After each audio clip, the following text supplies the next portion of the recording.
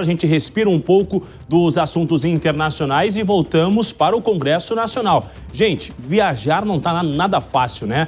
Além das companhias aéreas estar aplicando valores absurdos, cada dia está mais difícil de levar até a roupa que você vai usar na viagem. E olha só, na Câmara dos Deputados, o vice-líder da oposição, o deputado Sanderson, do Rio Grande do Sul, apresentou um projeto de lei que justamente veta a cobrança por mala de mão em voos domésticos. O objetivo é de garantir que as pessoas que vão viajar levam sem um tipo de custo adicional a bagagem de mão, independente do tipo de tarifa adquirido. Na última semana, a gente viu aquele gesto de Hugo Motta ainda falando que nesta semana vai discutir esta matéria e este também que foi apresentado estabelece multas para as companhias aéreas que não respeitarem esta regra, olhando no Código de Defesa do Consumidor e também as normas da ANAC. A gente tem inclusive a fala do deputado Sanderson em relação a esta matéria que será analisada na Câmara dos Deputados. Vamos acompanhar.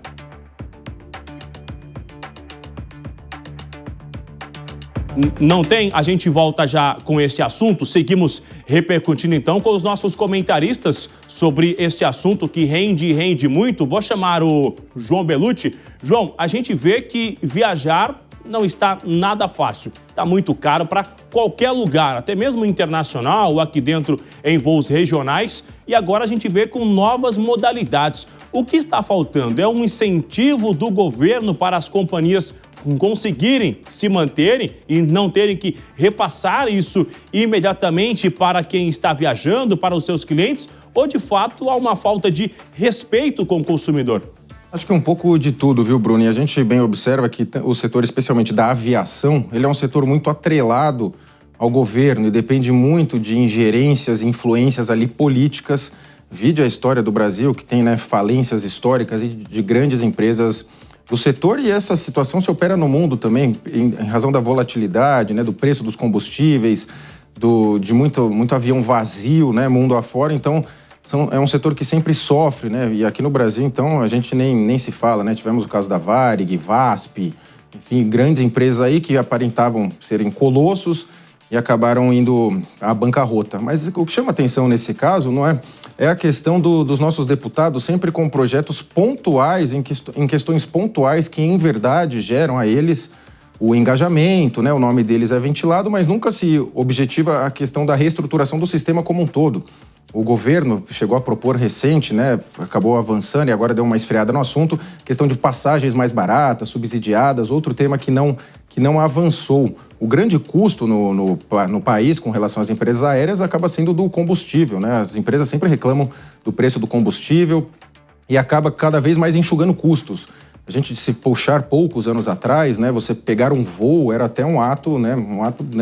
Um programa. Hoje ele é um ato ordinário, né? Um ato comum do dia a dia, as empresas não oferecem praticamente nada ali para as pessoas, você tem que comprar dentro do voo. E agora vem essa questão das malas. Até onde me consta, a mala de mão tem um parâmetro e ela não é cobrada. Agora o deputado entra com um projeto para que não seja cobrada em hipótese alguma. A gente sabe que as empresas abusam de um lado, mas assim, não vai ser uma resposta governamental que vai resolver o problema de um setor que é tão dependente do governo, ao mesmo tempo sofre também com as decisões de política pública do governo. E muitos dessas empresas do turismo, né, tanto da aviação quanto da área do turismo, ainda pagam as contas do período da pandemia, quando ficaram praticamente zeradas e devendo, né? E agora estão correndo atrás e agora tem que mais essa nova burocracia imposta. Ainda só trata-se do projeto, mas o que eu lamento para fechar é a questão de não se pensar no todo dessa aviação brasileira, mas sempre essas questões pontuais que acabam dando viabilidade, visão, né, política e eleitoral para o político, não que ele esteja errado, está fazendo o jogo dele,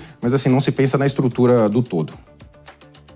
Renato, a gente viu no início do ano, no governo Lula, dizendo que iria rolar um incentivo de voos a R$200 para idosos, alunos, ia ter um incentivo para as companhias aéreas, mas aparentemente isso não tem funcionado e o consumidor está sofrendo com os valores absurdos e com essas dificuldades, que agora é um assunto que chega no Congresso Nacional, que de fato reflete o que as ruas estão enfrentando, que é, de fato, esse aumento na dificuldade para comprar um voo e ainda assim até limitando o que vai levar com você.